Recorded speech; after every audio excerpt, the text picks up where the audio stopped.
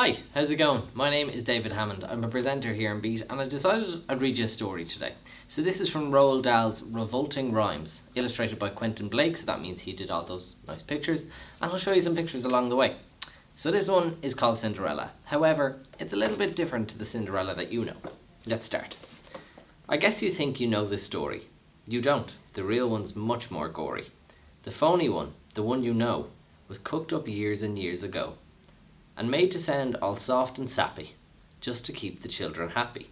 Mind you, they got the first bit right, the bit where in the dead of night, the ugly sisters, jewels and all, departed for the palace ball, while darling little Cinderella was locked up in the slimy cellar, where rats who wanted things to eat began to nibble at her feet. She bellowed, "Help, and let me out!" The magic fairy heard her shout. Appearing in a blaze of light, she said, "My dear, are you all right?" "All right," cried Cindy. "Can't you see? I feel as rotten as can be." She bet her fist against the wall and shouted, "Get me to the ball. There is a disco at the palace. The rest have gone and I am jealous." And you can see a picture of the fairy godmother arriving to Cinderella, who's in the cellar. So it's a bit like a rhyme as well. I want a dress, I want a coach, and earrings and a diamond brooch, and silver slippers, 2 of those, a lovely nylon pantyhose. Done up like that, I'll guarantee the handsome prince will fall for me. The fairy said, "Hang on a tick."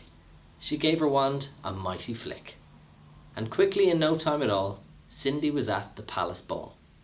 It made the ugly sisters wince to see her dancing with the prince. She held him very tight and pressed herself against his manly chest. The prince himself was turned to pulp. All he could do was gasp and gulp. Then midnight struck. She shouted, "Heck! I've got to run and save my neck." The prince cried, "No, alas, alack." He grabbed her dress to hold her back. As Cindy shouted, "Let me go," the dress was ripped from head to toe. She ran out in her underwear and one lost slipper on the stair. The prince was on it like a dart. He dressed it up to his pounding heart. "The girl this slipper fits," he cried, "tomorrow morn shall be my bride. I'll visit every house in town until I've tracked the maiden down." Then rather carelessly, I fear, he placed it on a crate of beer. At once one of the ugly sisters, the one whose face was blotched with blisters, sneaked up and grabbed the dainty shoe and quickly flushed it down the loo. As you can just see the pictures here. The ugly sisters, God, they are very ugly, aren't they? And the slipper in the hand. I don't know what that is, but we'll get to it. Then it's in its place, she calmly put the slipper from her own left foot. Aha, you see, the plot grows thicker, and Cindy's luck starts looking sicker. Next day, the prince went charging down to knock on all the doors in town. In every house, the tension grew. Who was the owner of the shoe? Ah, so it's obviously a shoe. I didn't know what it was, but we had to keep reading, didn't we?